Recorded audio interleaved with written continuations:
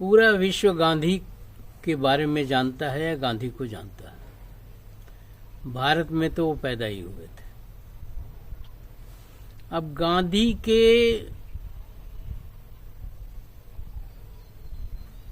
बारे में कुछ आपसे चर्चा करना चाह रहे हैं। गांधी अफ्रीका में वकालत कर रहे थे।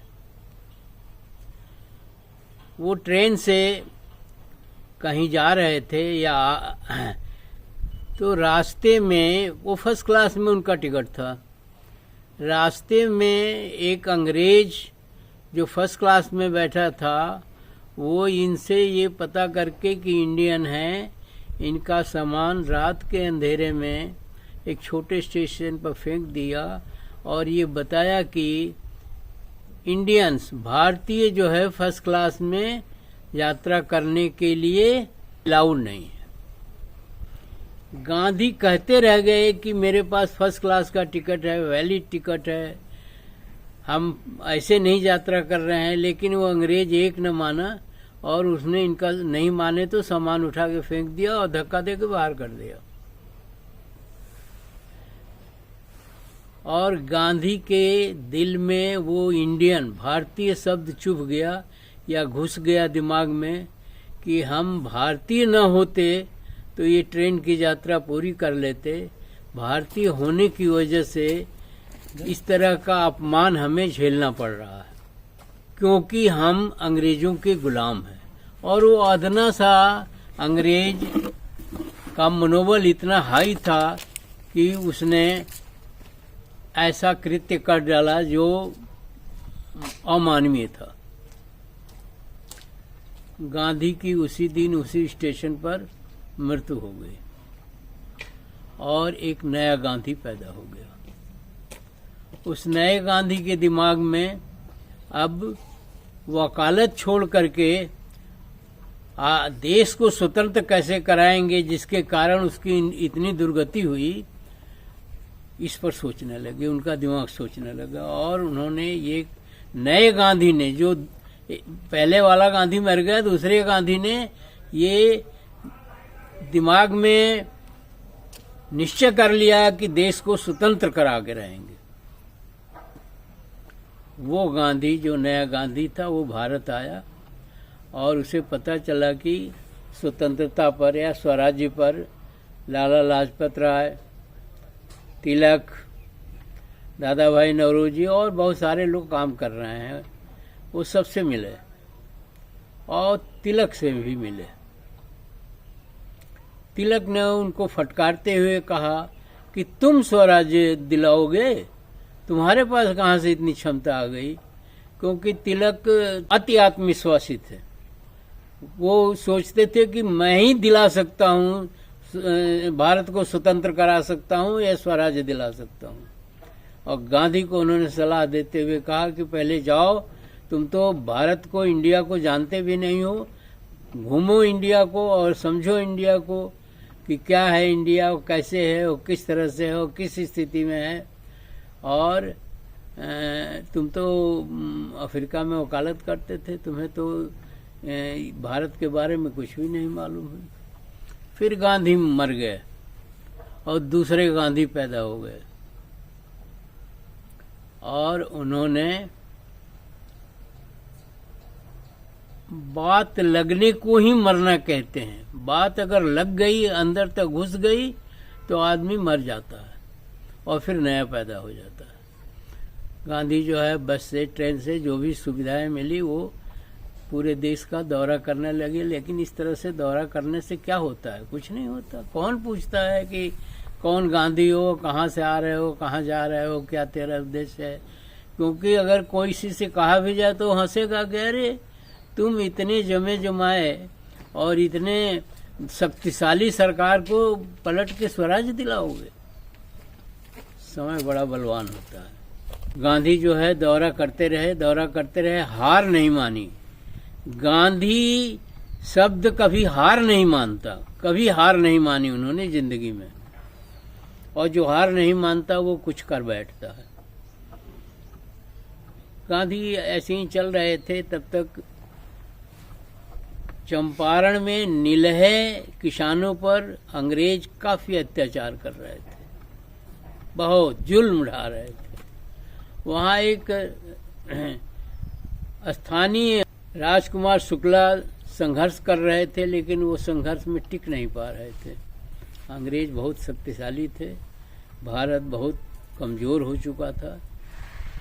तो उन्होंने गांधी को पत्र लिख दिया। गांधी चंपारण पहुंच गए और चंपारण पहुंच करके ही वहाँ उन्होंने जब देखा नीलहे किसानों पर अत्याचार, तो उनका दिल पिघल गया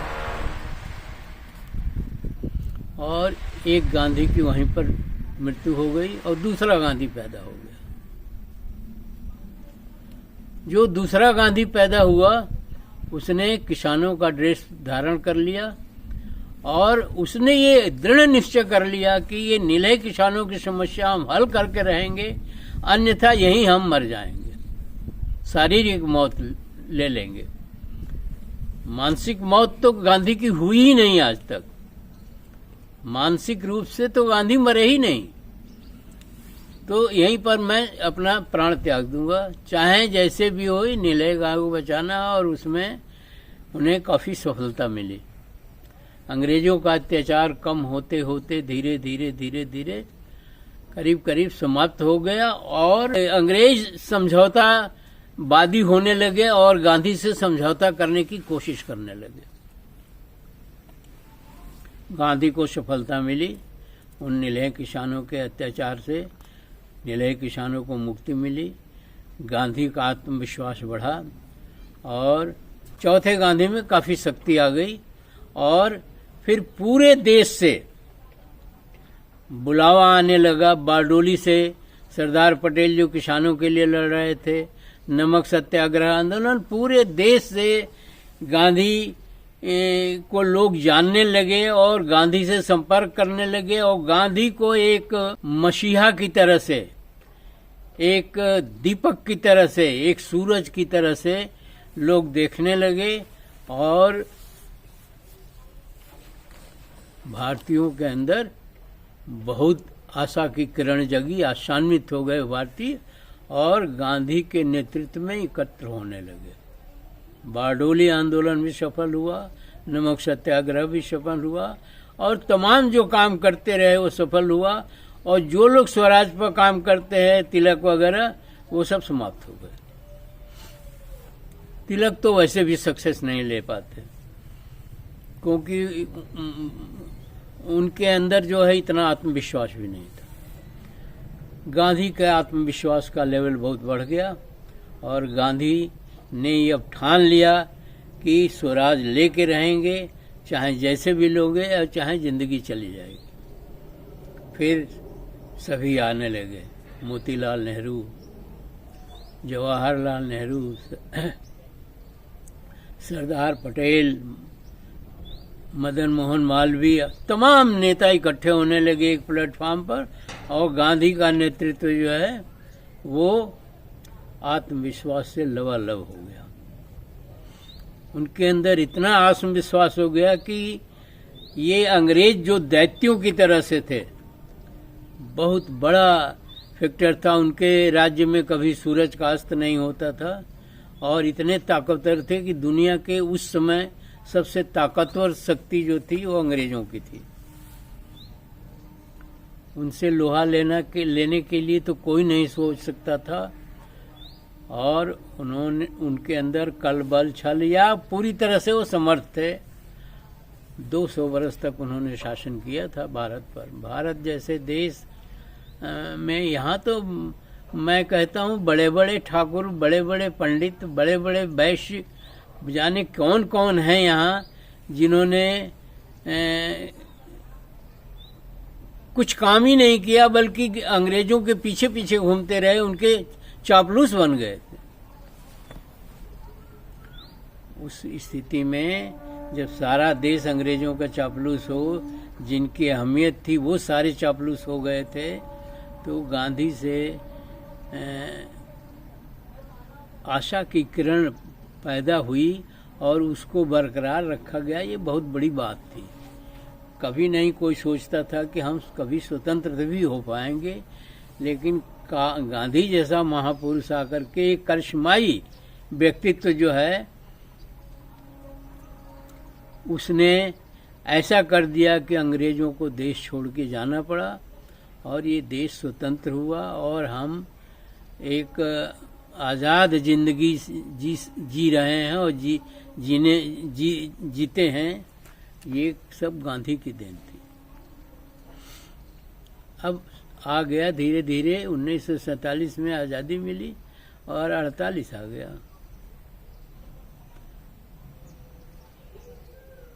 एक सिरफिरे ने गांधी की हत्या कर दी। 30 जनवरी 1948 को गांधी की हत्या कर दी। गांधी तो नहीं मरे, लेकिन शरीर मर गया। गांधी तब इस स्थिति में पहुंच चुके थे कि वो अजर अमर हो गए। शरीर का उनका खत्म हो गया, पर गांधी जिंदा हो गए और उस हत्या से गांधी भारत के ही महापुरुष थे और हत्या के बाद जो है वो पूरे विश्व के महापुरुष हो गए। पूरे विश्व से प्रतिक्रियाएं आई कि गांधी को मारने वाला कितना सिरफिरा होगा, या कुदरत ने ऐसा किया, या क्या हुआ जो गांधी जो आज़ादी दिलवाया सब कुछ किया उसके बाद हो गया, तो वो सिरफिरा ही था। वो उसके पास दिमाग नाम की कोई चीज़ नहीं थी और उसका दोष नहीं दिया जाएगा। गांधी अंतर्राष्ट्रीय महापुरुष हो गए। गांधी अंतर्राष्ट्रीय हो गए। जो गांधी शब्द भारत में था वो अंतर्राष्ट्रीय हो गया और हमेशा के लिए हो गया। गांधी आज भी नहीं मरे हैं। गांधी का शरीर नहीं है तो क्या हुआ, गांधी का दिमाग तो घूम ही रहा है। गांधी तो जिंदा ही हैं। गांधी पर तो हमें गर्व ही है और दुनिया गर्व कर रही है गांधी पर। अब गांधी कभी नहीं मर सकते हैं, कभी नहीं मरेंगे और कभी नहीं मरे। क्योंकि अगर गांधी मर गए होते तो आज भी कुछ सिरफिरे जो है गांधी का पुतला बना करके उसे गोली मारते हैं। क्या प्रहसन है, क्या मजाक है, क्या नौटंकी है, ये समझ में नहीं आता। ये नौटंकी नहीं, ऐसा करने वाले देश के दुश्मन हैं। वो इस देश के नहीं रहने वाले हैं, वो ये विदेशी हैं और बाहर के रहने वाले हैं। अगर ऐसा नहीं होता तो उन्हें देश से कोई प्रेम नहीं है। गांधी से तो प्रेम का सवाल ही नहीं है।